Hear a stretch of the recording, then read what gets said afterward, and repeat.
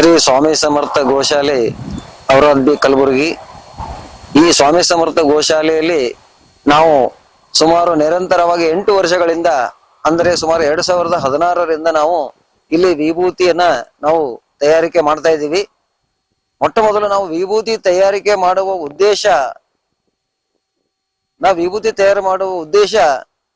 ಎಲ್ಲೋ ದೂರದಲ್ಲಿ ಕೆಲವೊಂದಷ್ಟು ಜನರು ಏನಪ್ಪಾ ಅಂದ್ರೆ ಇಂಥ ವಿಭೂತಿ ತಯಾರು ಮಾಡ್ತಾರ, ಅವ್ರು ಯಾರು ಶ್ರೀಮಂತರಿರ್ತಾರ, ಯಾರು ಇದು ಮಾಡ್ತಾರ ಅವ್ರಂತವ್ರು ಅಷ್ಟೇ ಖರೀದಿ ಮಾಡ್ತಿದ್ರು.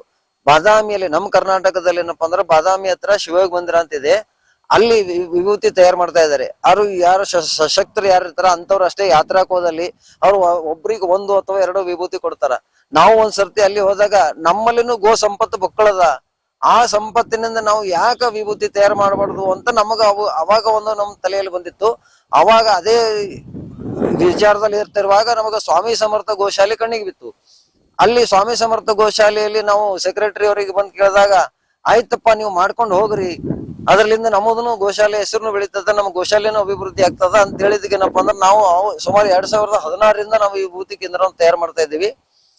ನಾವು ಉದ್ದೇಶ ಏನಪ್ಪಾ ಅಂತಂದ್ರೆ ನಮ್ಮದು ಈ ವಿಭೂತಿ ಏನಪ್ಪಾ ಎಲ್ಲಾ ಸರ್ವಸಾಮಾನ್ಯ ಎಲ್ಲಾ ಜನರು ಬಳಸ್ಬೇಕು. ಎಲ್ಲೋ ಇವ್ರು ಏನಪ್ಪಾ ಅಂದ್ರೆ ತಂದು 50 ರೂಪಾಯಿಗೊಂದು 100 ರೂಪಾಯಿಗೊಂದು ಜನರಿಗೆ ಕೊಡ್ತಿದ್ರು. ಆದ್ರೆ ಏನಪ್ಪಾ ಅಂದ್ರೆ ನಾವು ಉದ್ದೇಶ ಏನಪ್ಪಾ ಅಂದ್ರೆ ನಾವು 25 ರೂಪಾಯಿಗೊಂದು ವಿಭೂತಿ ನಾವು ಸರ್ವಸಾಮಾನ್ಯರಿಗೆ ಎಲ್ಲರೂ ಸಾರ್ವಜನಿಕ ಎಲ್ಲರೂ ಬಳಸಬೇಕು ಅಂತ ಉದ್ದೇಶ ಇಟ್ಕೊಂಡು ನಾವು ವಿಭೂತಿ ಕೇಂದ್ರವನ್ನು ತಯಾರು ಮಾಡಿದ್ವಿ, ಪ್ರಾರಂಭ ಮಾಡಿದ್ದೀವಿ. ಫಸ್ಟ್ ಈಗ ಏನಪ್ಪಾ ಅಂದ್ರೆ ನಾವು ಗೋಶಾಲೆಯಲ್ಲಿ ಹಸುಗಳಿಟ್ಟಂತ ಸೆಗಣಿಯನ್ನು ತಂದು ಅಲ್ಲಿನ ಸೇವಕರು ತಂದು ಇಲ್ಲಿ ಗುಡ್ಡೆ ಹಾಕ್ತಾ ಇದಾರೆ. ಈ ಗುಡ್ಡೆ ಸೆಗಣಿಯನ್ನು ನಾವು ತೆಗೆದುಕೊಂಡು ಬಂದು ನಾವು ಇಲ್ಲಿ ಬಿಸಿಲಿನಲ್ಲಿ ಒಣಗಿಸ್ತಾ ಇದ್ದೀವಿ. ಈ ಬಿಸಿಲಿನಲ್ಲಿ ಒಣಗಿದಂತ ಸೆಗಣಿಯನ್ನು ತೆಗೆದುಕೊಂಡು ಅದನ್ನು ಒಂದ್ಸಲ ಗುಡ್ಡೆ ಹಾಕಿ ಅದನ್ನ ನಾವು ಸುಟ್ಟು ಬೂದಿ ಮಾಡ್ತಾ ಇದ್ದೀವಿ. ಆ ಬೂದಿಯನ್ನು ತೆಗೆದುಕೊಂಡು ಹೋಗಿ ವಿಭೂತಿ ಗಟ್ಟಿಗಳನ್ನು ತಯಾರು ಮಾಡಿ, ವಿಭೂತಿ ಗಟ್ಟಿ ಒಣಗಿದ ನಂತರ ಪುನಃ ಮತ್ತೆ ಇದೇ ಬೆರಣಿಯಲ್ಲಿ ಹಾಕಿ ಸುಟ್ಟು ನಂತರ ಏನಪ್ಪಾ ಅಂದ್ರೆ ಎಲ್ಲರಿಗೂ ವಿತರಣೆ ಮಾಡ್ತೇವೆ. ಒಣಗಿದಂತ ಬೆರಣಿಯನ್ನು ತಂದು ಇಲ್ಲಿ ಗುಡ್ಡೆ ಹಾಕಿ ಇದನ್ನ ಸುಟ್ಟು ಬೂದಿ ಮಾಡಿ, ಈ ಬೂದಿಯನ್ನ ಸುಮಾರು 5 ದಿವಸಗಳ ಕಾಲ ನಿರಂತರವಾಗಿ ನೀರಿನಲ್ಲಿ ನೆನೆ ಹಾಕಿ ಅನಂತರ ಇದನ್ನ ಸೋಸಿಕೊಂಡು ವಿಭೂತಿ ಗಟ್ಟಿಯನ್ನ ರೆಡಿ ಮಾಡ್ತಾ ಇದೀವಿ. ಅಲ್ಲಿ ಹಸಿಯಾದ ಸೆಗಣಿಯನ್ನ ಒಣಗಿಸಿ ಅದನ್ನ ಸುಟ್ಟು ಬೂದಿ ಮಾಡಿ, ಆ ಬೂದಿಯನ್ನು ತಂದು ಇದರಲ್ಲಿ ಹಾಕಿ ನಿರಂತರವಾಗಿ 4ರಿಂದ 5 ದಿವಸ ನೆನೆ ಹಾಕಬೇಕು. ನೆನೆ ಹಾಕಿದ ನಂತರ ಆ ನೆನೆ ಹಾಕಿದಂತ ಬೂದಿಯನ್ನ ಇದರಲ್ಲಿ ಸೋಸ್ಕೊಳ್ಬೇಕು. ಸೋಸ್ಕೊಂಡ ನಂತರ ಇದನ್ನ ಈ ತರೆಯಾಗಿ ಎಲ್ಲ